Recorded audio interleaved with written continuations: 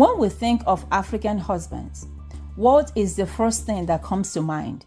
For many, it's a stereotype, the image of a man who is controlling, verbally abusive, and just plain mean. But is this the real story or the whole story?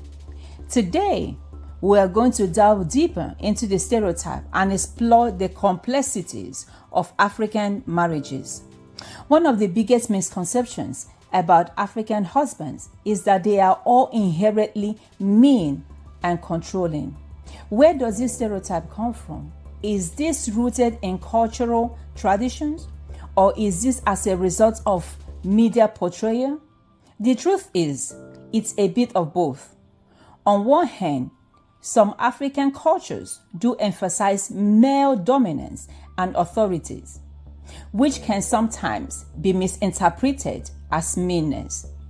While on the other hand, Western media often perpetuates negative stereotypes about African men, further solidifying this misconception. Hello everyone, welcome to The Unbreakable Woman. My name is Dr. Jenny. Today we're going to talk about, are African men mean to their wives? And if they are they being stereotyped? Are all African men mean to their wives? Before we get into this topic, let me remind you, wives, mothers, girlfriend, girlchild, that we are the finest of all God's creation. It is a statement of fact. You know, I don't want to stereotype all African men. I don't want to say all African men are bad, all African men are good. My question is, why are some African men mean to their wives? Why are African men so nasty and mean to their wives to the core? Why are they so disrespectful to their wives? Why are they so mean and evil and wicked to their wives? Why?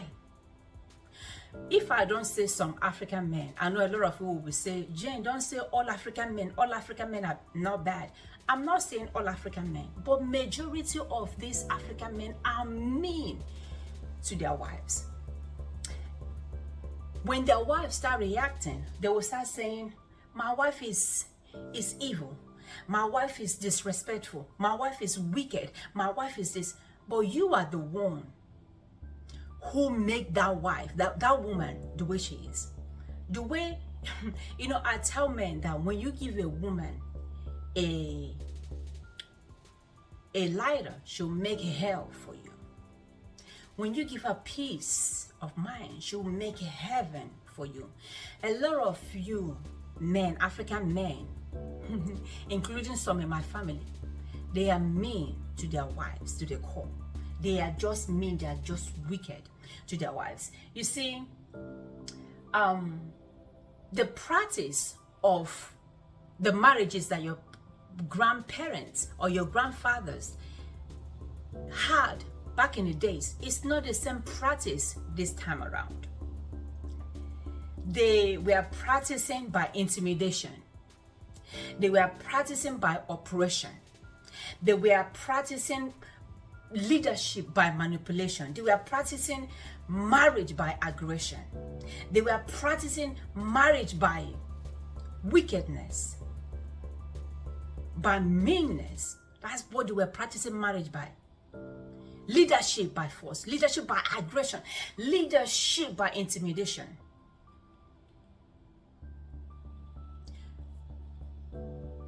You make your wife feel little.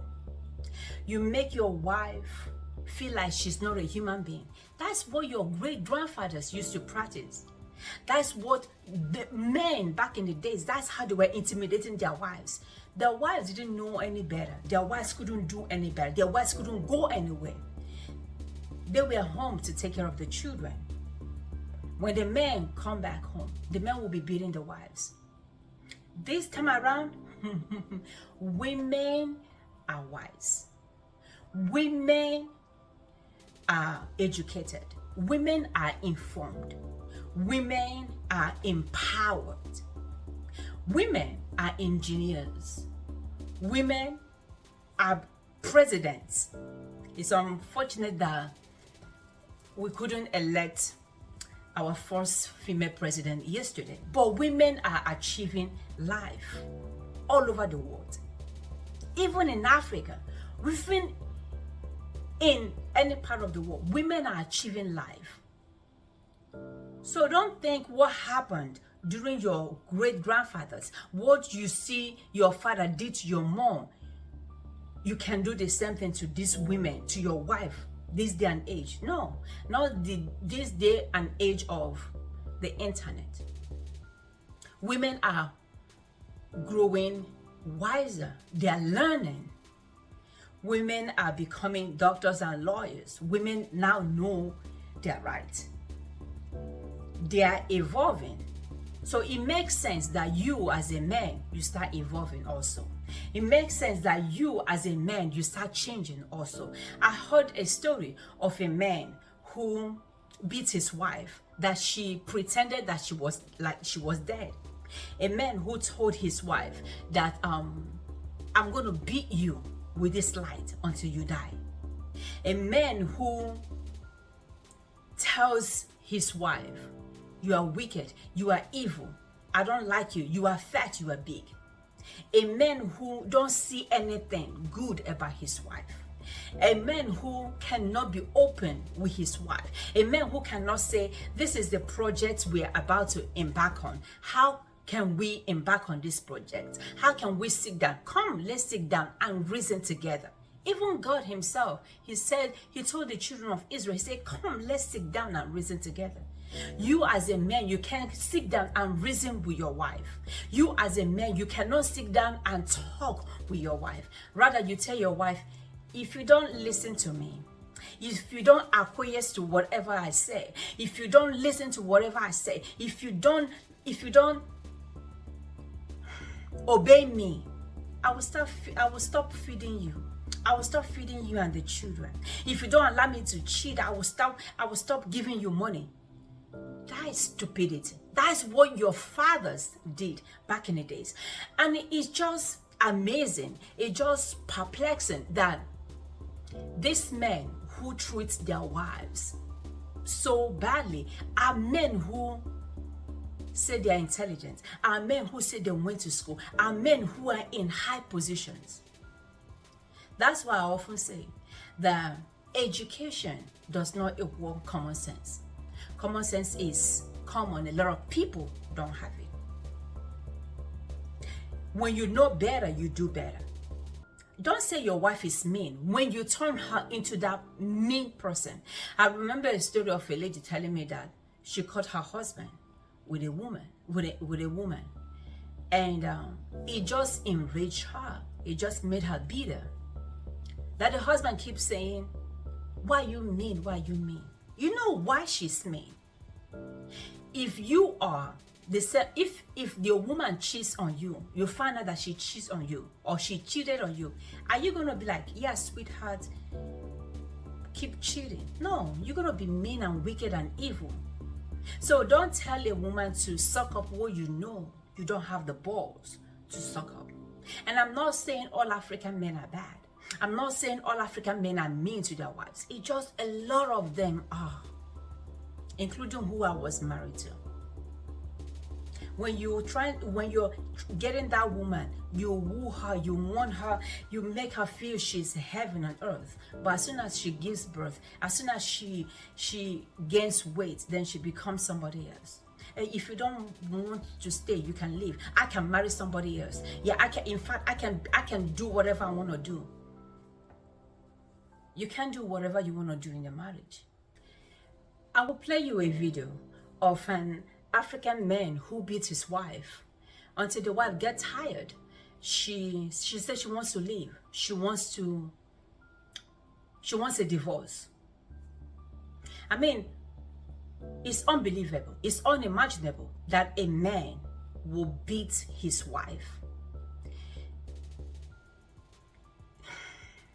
It's unthinkable that you as a man will take your wife, the woman that you say you love, you will take her and beat her. But when you go outside, you see men, real men that you should beat. and fight, you become like a chicken. You can't fight them. I remember talking to somebody who beat his wife. I told him, I said, go and choose a man of your choice. If you can fight him in the market square, I will give you $1,000. If you can beat him in the market square, I will give you $1,000. Till this day, he hasn't found somebody that he will beat. But when he comes back home, oh, he's flipping like a burger. He wants to beat his wife. He wants to kill his wife. But when he goes out, he can't do nothing. That's just to show how stupid and how evil that man is. Actually, since I got married to him, he has not been faithful to me. He's the kind of person, he used to beat me, maltreat me. At times, if he's shouting on me, he will ask me to sit down on the floor, as if I'm a slave. And at times, he will injure me to the extent that he will even break my phone. He will not allow me to have access to my family. So he has been doing it for a very long time. I was like, since I don't have anywhere to go to, because he knows my parents were late. I lost my parents before I got married to him. And whenever there's any situation, he will just say, if you want to pack and leave me, leave my children. I'm not forcing you to stay with me. But me, I'm just saying it as I've given birth there. Let me endure because of my children. And the main reason why I bring him down to this place is that he refused to stop beating me. And I've taken him to human rights once, and they told him to put it into writing, not to touch me again, but he refused. All the complaints he normally bring is that... What do you mean by he refused? He didn't sign. He refused as in, he keep on beating. There are two types of life that a man is going to live before he dies. The life that he can control by himself. When he's youthful, when he's exuberant, when he's exciting, every part of his body is exciting. That's when he has control over his life. The second part of his life is when his children and his wife are in charge. When he's no longer in charge.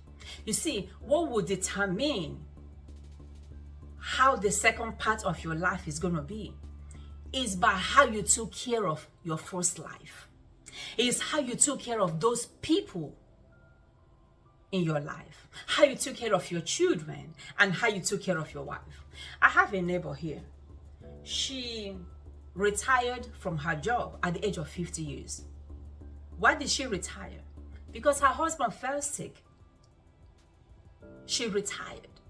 She said, Jane, I had to retire and take care of my husband because my husband, according to her, took care of me when he was healthy. She said, my husband took care of me. My husband loved me. That's why I had to retire to take care of my husband. My question to you, African brother, will your wife say something like that? I retire so I can stay home and take care of my wife, of my husband rather. Will your wife say that? Will your children say, I took time off from my school. I took time off from my job to take care of my daddy because my daddy was there for me. Can your wife say that? Can your children say that? Or you think when you get old, they're going to abandon whatever they have to come take care of you? No. What you do right now to take care of them right now is how they're going to take care of you in the later part of your life. No wonder the Bible says, whatever a man sow, he will reap. So if you know you're going to be reaping, be careful what you're sowing in the life of your wives. In those women that you call your wife. Marriage shouldn't be by intimidation. You shouldn't lead your marriage with oppression, aggression, with manipulation. You shouldn't lead your marriage with force. I was talking to a family member. I told him, I said, when you have something to discuss with your wife, bring her inside. and talk to your wife inside, because you are yelling and everybody in the house, everybody in the compound, they are all hearing you, and they are thinking how stupid and how foolish you are. But when you reconcile with your wife, those people living in the compound, your neighbors won't know when you reconcile with your wife. All they hear is when you are nya nya nya nya nya nya to your wife, and you think that makes you cool, that makes you a good person, a good man. They see how stupid you are. It's just mind-boggling that the things that we saw when we were growing up, there's something is being repeated in this day and age. There's something that this man said, the way their fathers took care of their moms, they will never do that to their wives. They are still repeating the same thing. It means you didn't learn anything. You didn't learn nothing. Lead them with love. The Bible said, behold how good and how pleasant it is for brethren to dwell together in unity, in oneness, in unity. And I always said that the venom of a good woman is more deadlier than that of a python. And I mean it. I mean it. The venom of a good woman, oh my goodness, is deadly. Bring out the best in your wife. Bring out the best in your wife. Make her shine, make her scintillate, because the good of your wife is your good also. I heard a story of a woman, whatever she wants to do, the husband will tell her not to do it. Whatever she wants to do, the husband will stop her from doing it. And at the same time complains that the wife does not do nothing. How can she do anything? How can she do something? When you keep complaining, you don't want her to do anything. You don't want her to go there and acquire some skills. At the same time, still expect her to make money. Lead by love. Lead with tenderness. Lead with care. Lead with kindness. Let it be with honesty, with openness. Sit down with your family. Sit down with your wife and talk to her like a human being. Stop yelling at your wife. Stop screaming at your wife. She's not an animal. I'm not stereotyping all African men, because there are good men out there. There are immaculate men out there. There are men who take care of their home. There are men who take care of their wives. I know of an aunt who married a man. The man won't eat until the wife comes back home. When she's coming back, the hot water is running. Tell me how that woman won't give all to that man. And that's why they are all blossoming. That's why the family is increasing, because the husband puts the need of his wife and that of his children in front of him. But a lot of African men, that's why I'm not disparaging African men. I did it. My first marriage was to an African man. You see, my desire is not to marry an African man, because I went through it. And I'm not saying all African men are the same, but I'm just saying, take care of your home, take care of your wife, take care of your children, because that's where God bestows his blessings and life forevermore. Don't forget, when you get old, you're going to need your wives to take care of you. Hopefully, she will be there. Hopefully, she won't remember how wicked, how mean, how evil, and how nasty you were towards her. I will talk to you next time. Please like and subscribe to my YouTube channel, and my books are on Amazon.com. The Women's 10 Rules for a Happy Life, and this one is the Hidden Diary of a Bishop's Wife, My Untold Truth. This is the hell I went through in the hands of an African man. Go and get some of my books. I will talk to you next time. Remember that the Lord is the strength of a woman, and nobody is gonna love you more than you love yourself. You can't take that to the bank. Women, no man is gonna love you more than you love yourself. I will talk to you next time. Take care of yourself, and please do take care of each other. Bye.